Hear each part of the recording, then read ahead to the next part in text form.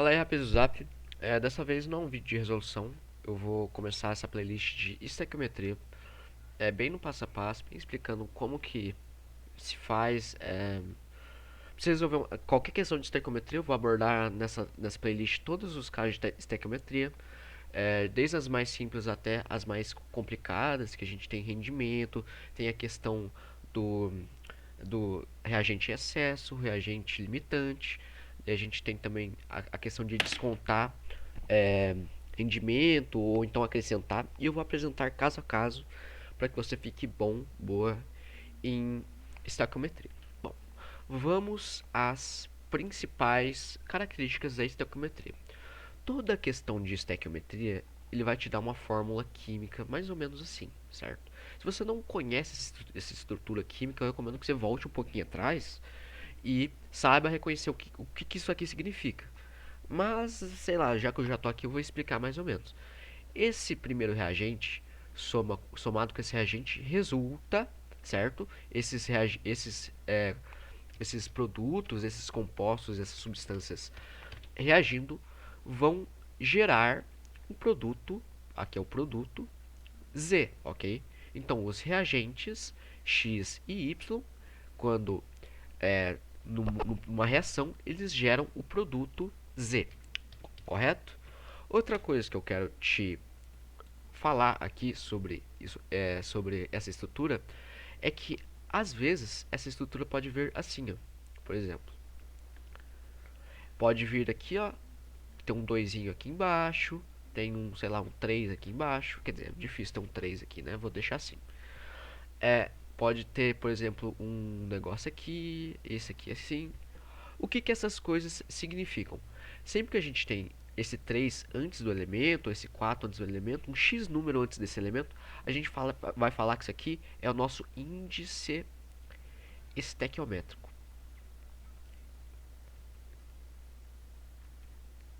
Tá, e o que que isso significa na prática? Isso aqui significa que essa substância aqui que a gente está vendo tem 3 mols, ok? A gente está tratando com 3 mols dessa substância.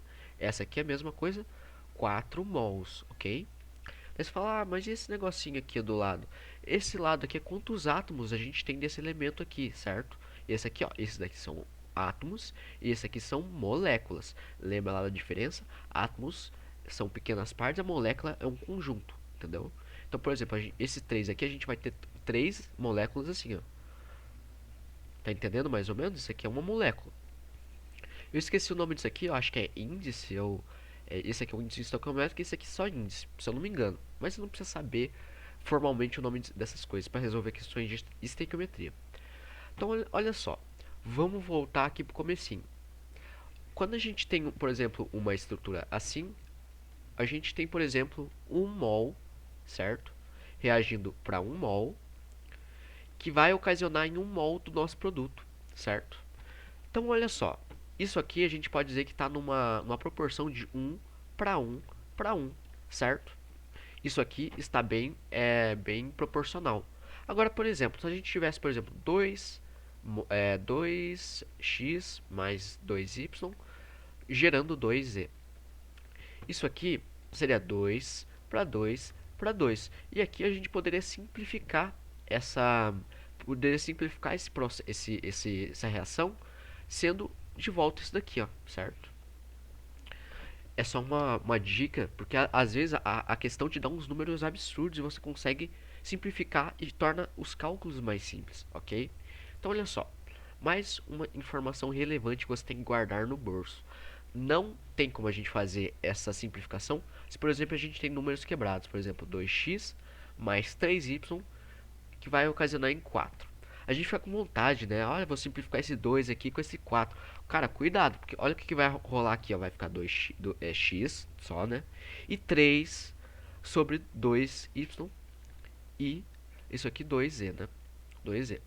Isso aqui não tá certo porque tem uma lei da, se eu não me engano, a lei de Proust ou acho que é a lei de Proust, que as proporções tem que ser sempre as proporções estequiométricas sempre tem que estar em números inteiros. Se tiver em número quebrado assim, ó, já não fica legal, já não é bacana.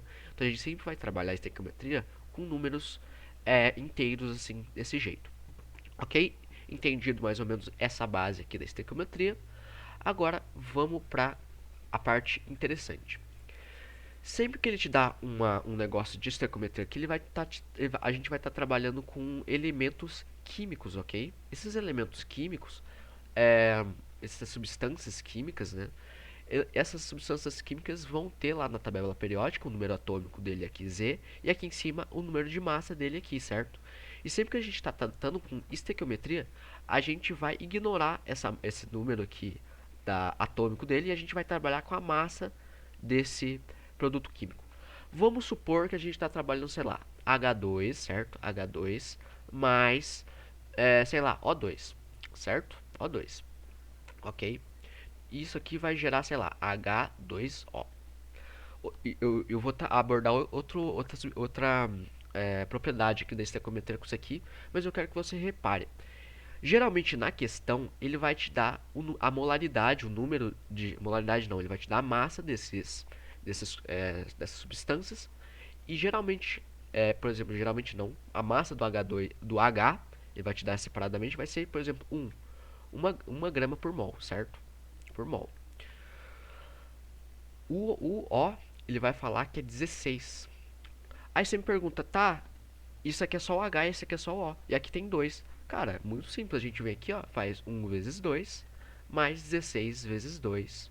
Isso aqui vai dar 3 não, vai dar 2 mais 32, correto?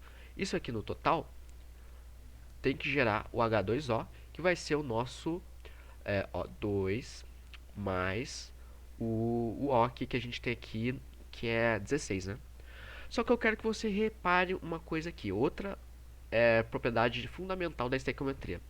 Os dois lados, a não ser que ele fale que tem um rendimento, que ele tenha alguma perca de produto no processo, certo?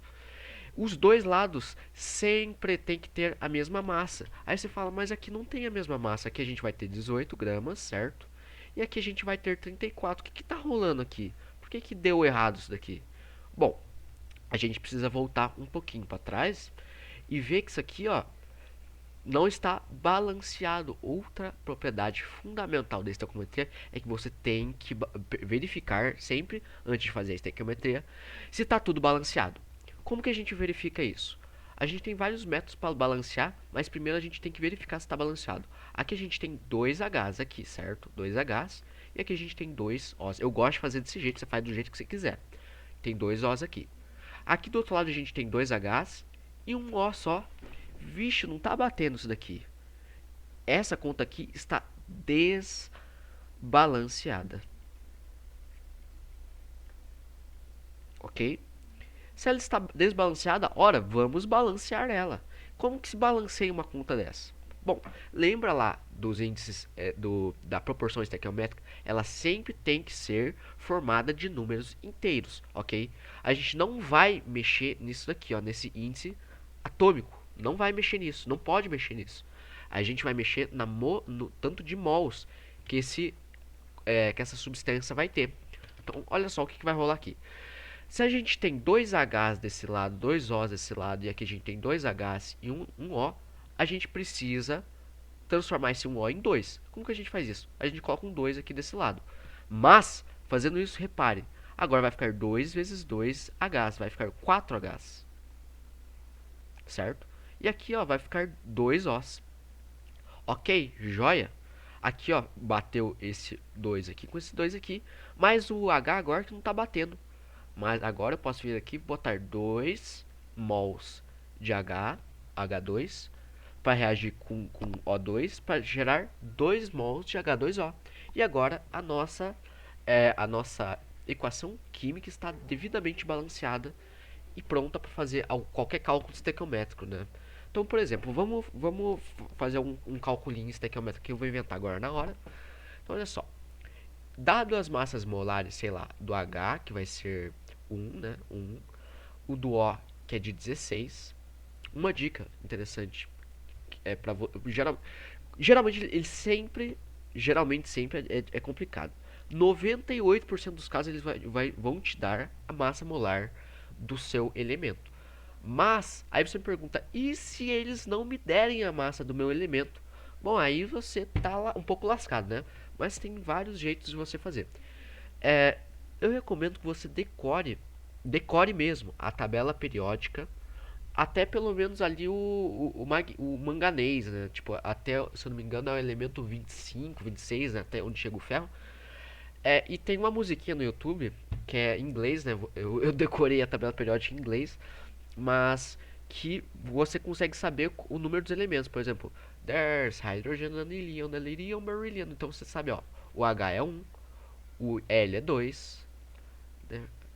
Hydrogen, anilium, o lítio, berílio. E assim você sabe o número atômico desses amigões aqui. Você fala, tá, o que adianta eu saber o número atômico? Cara, até em números pequenos você pode simplesmente dizer que a massa dessa substância química vai ser o dobro do número atômico dele, menos o H. Esse H não, esse H não. Ó, o dobro de um é 1, não é? O dobro do hélio é 4, o dobro do lítio, que é 3, é 6, o dobro do berílio é, é, é 8, né? E assim até. Só que isso em números, umas substâncias químicas com um número baixo atômico. Depois começa a aumentar, começa. Não é exato desse jeito. Então, olha só, por exemplo, a gente tem o oxigênio aqui nesse caso. E o oxigênio, se a gente for olhar lá na tabela periódica, o oxigênio tem um número atômico 8. O dobro de 8 não é 16. Então aqui ó, a gente já conseguiu meio que deduzir qual que é a massa desse elemento aqui. Então olha só, geralmente ele vai te dar a massa. É só uma dica aqui que eu tô te dando. Sei lá, se não quiser decorar nada, eu tô de boa. O Enem sempre dá. Se, é com você, cara. Você faz o que você quer, você é dono da tua vida. Então olha só, vamos lá. A gente tem aqui um índice estequiométrico de 2 para 1 para 2, ok? Tem como simplificar? Não, não tem como a gente simplificar, porque todos os números têm tem que ser divisíveis por algum número em comum. Geralmente vai ser 2, 3, 5, né? Algum número primo. Então olha só, aqui a gente vai ter quantas gramas de H2? A gente vai ter 2. A gente pode abrir um parênteses. 2 vezes 1 vai dar 2. Mais 2 vezes 16, certo? Isso aqui vai nos gerar 2. A gente abre um parênteses aqui, ó. Eu gosto de fazer desse jeito. 2 mais o O, que é 16, não é verdade? Olha só, isso aqui vai ficar 4, ok? 4 mais 32 e vai nos dar 18, 18 mais, isso aqui vai dar 18, né? 2 vezes 18, isso aqui vai dar 36, e do outro lado dá 36. Olha, agora tá balanceado, tá legal, tá joia, olha só. Interessante. Questão mais clássica de estequiometria que você vai encontrar. Ele vai te dar as massas, você vai calcular essas massas aqui, ó, desse lado aqui. Ele vai falar assim, ó, se eu tenho, por exemplo, 1 quilo, né? 1 quilo, 1 quilograma de H2.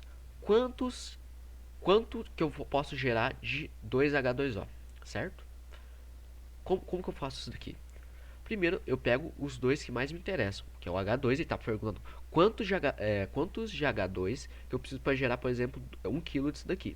Ok? Modifiquei um pouco a questão, mas a essência é a mesma. Olha, quantos de H2 eu preciso para gerar 1 kg desse amigão aqui? Primeira coisa que a gente vai fazer é pegar os que mais, o que está interessando a gente. Olha só, esse 2H2 e esse 2H2O, não é verdade? Repare aqui, ó, que eles têm números iguais, né? Eles têm índices estequiométricos iguais, então eu posso simplificar aqui, ó. H2, H2O, ok?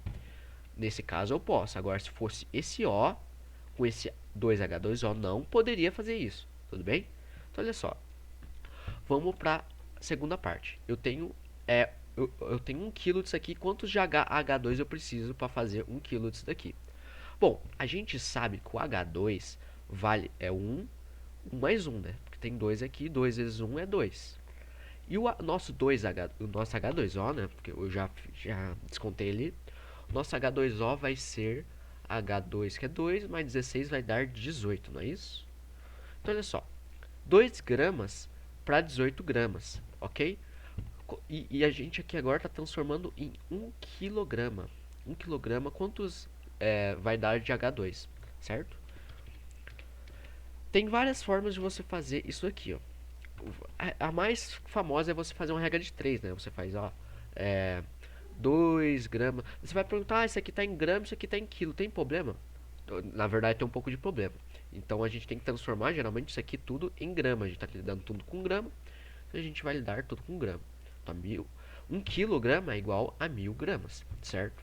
Então, olha só. Aqui, a gente vai fazer a regrinha de 3, vai ficar 18x para dar 2000, né? Isso aqui vai ficar 2000 dividido por 18, ok? Então, 2000 divididos por 18, eu vou fazer aqui na calculadora rapidamente, só para não perder tempo.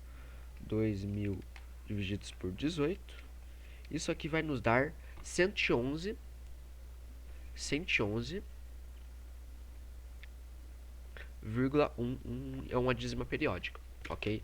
Então, a gente vai precisar aqui de 111 gramas de H2 para conseguir 1 quilograma de H2O, tudo bem? É mais ou menos isso que você vai fazer no cálculo estequiométrico. Agora, a principal coisa que você precisa manjar quando você vai fazer questões assim de estequiometria é que você consegue, não precisa fazer uma conta enorme dessa, a gente consegue arredondar alguns valores. Por exemplo, como assim eu consigo arredondar alguns valores? Esse 18 aqui, ó, até 1000, dá um número feio. Mas se eu botar de 18 para 20, certo? Olha só.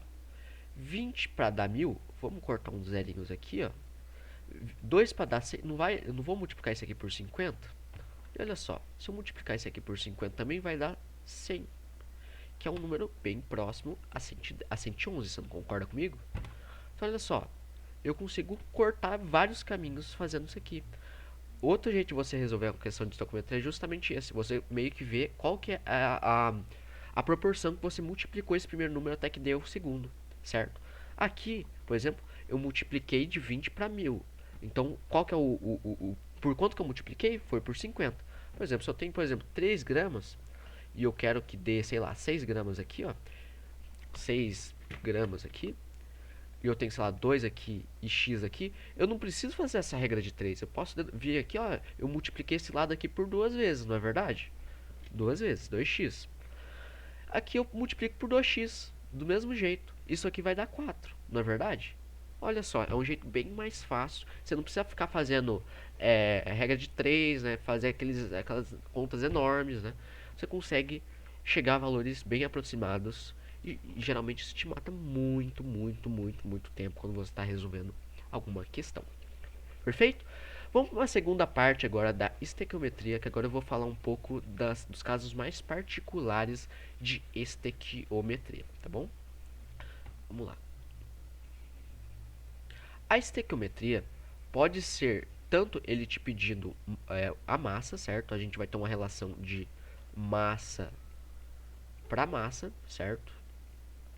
Pode ser tanto uma relação, por exemplo, de átomos não, moléculas, mols, né?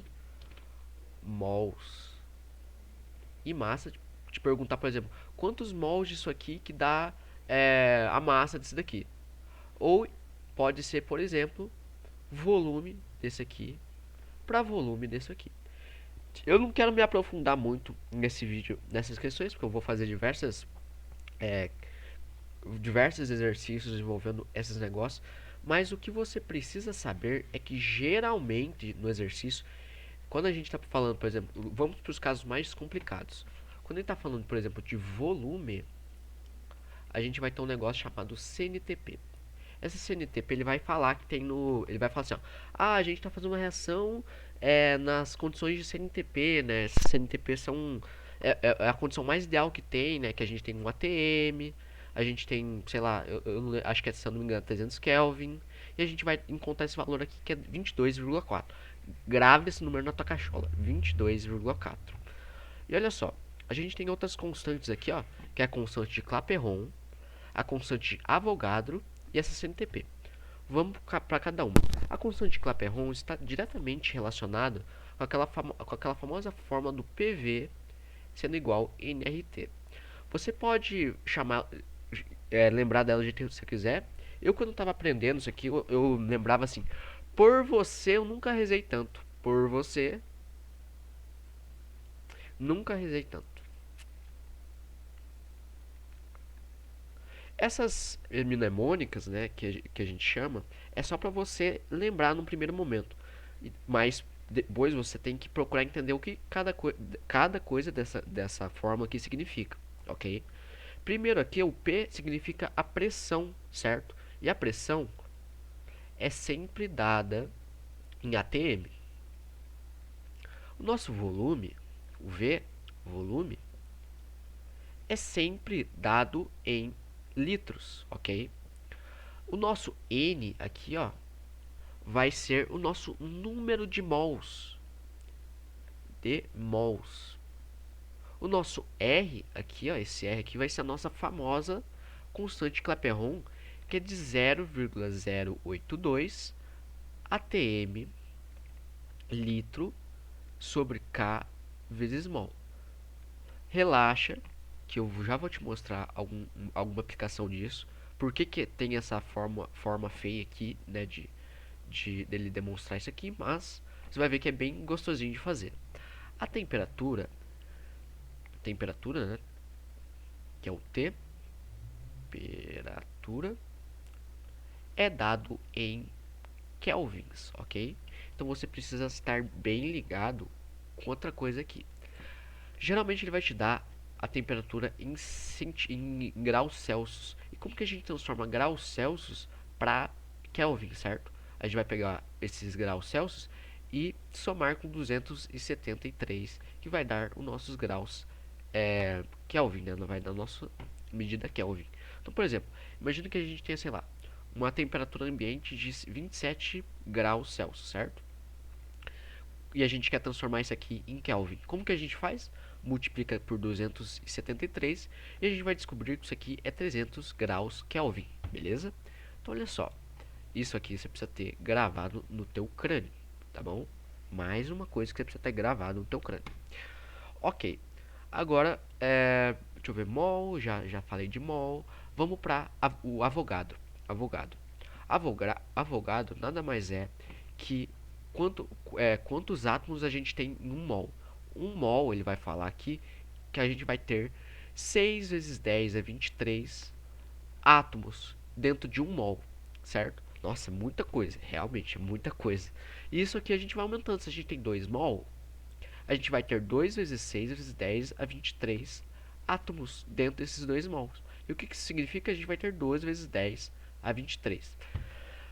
Geralmente você vai querer escrever isso aqui em notação científica, então vai ficar 1,2 vezes 10 a 24, ok? E assim você vai aumentando, aumentando, aumentando. Por exemplo, se a gente fizer aqui, deixa eu apaguei aqui sem querer, tem que dar esse valor aqui. Por exemplo, imagina que a gente tem 5 mol, certo? 5 mol. Vai ficar 2 vezes 6, 2 não. 5 vezes 6 vezes 10 é 23. Isso aqui vai dar 30 vezes 10 é 23, certo? E a gente tem que escrever em notação científica, vai ficar 3 vezes 10 a 24, tudo bem? Olha só que joia. É mais ou menos isso que você tem que ter em mente quando você vai resolver alguma coisa que envolva a constante de Avogadro, beleza? Notação científica, tudo jóia, beleza. Olha só, acho que a última coisa que eu quero abordar aqui, deixa eu ver se eu já abordei mais ou menos tudo. Deixa eu ver, PVNRT, alguma questão envolvendo PVNRT. Imagine, sei lá, que a gente tem 2 mols, certo? De determinada coisa. Olha só. O primeiro vídeo dessa série eu já vou trazer uma questão que aborda bem essa questão do PVNRT. Porque eu sinto que está muito pobre em conteúdos aqui. Eu não quero explicar tudo nesse primeiro vídeo, porque é uma série de resoluções. Eu não estou preocupado com rigor, eu não sou formado em física, em química, aliás. Então eu não me acho competente para explicar todos os meandros disso daqui. Mas o que você precisa saber é que, dado que o PV e NRT cada um tem uma unidade de medida, vamos supor que essa pressão seja de 1 atm. 1 atm. E a gente quer descobrir o volume de 2 mols aqui, certo? Então a gente tem 1 atm vezes o volume, certo? Vezes 2 mols.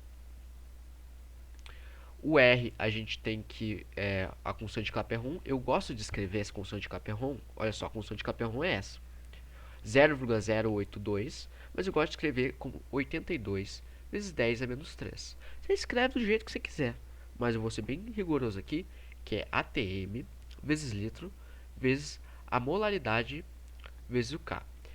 Ah, mas como que eu vou lembrar disso aqui na prova? Cara, geralmente ele vai te dar essa constante aqui na prova.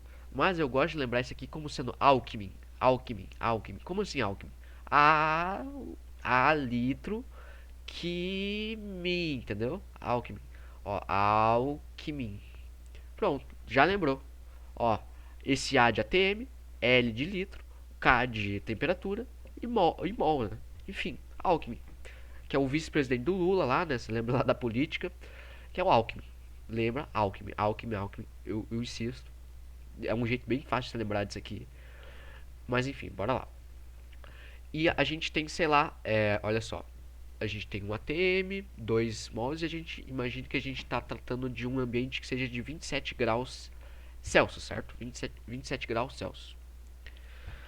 Como que a gente faz para transformar isso aqui mesmo em Kelvin? A gente vai multiplicar, não somar isso aqui com 273. Isso aqui vai dar 300, né? 300 Kelvin. Isso tudo por... Vamos lembrar lá. Ah, não, não. Isso aqui não vai estar tudo porque eu já tô supondo que eu vou tacar isso aqui pra cá, né? Então, olha só.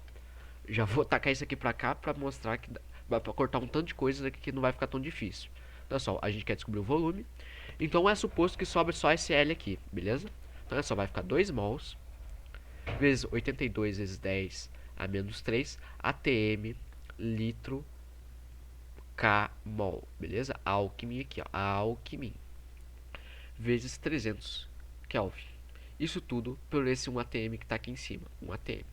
E agora, o que eu faço aqui? Corta, ó. Corta esse ATM com esse ATM, ó. Vai sobrar só o litro, que é o que a gente está buscando aqui, né?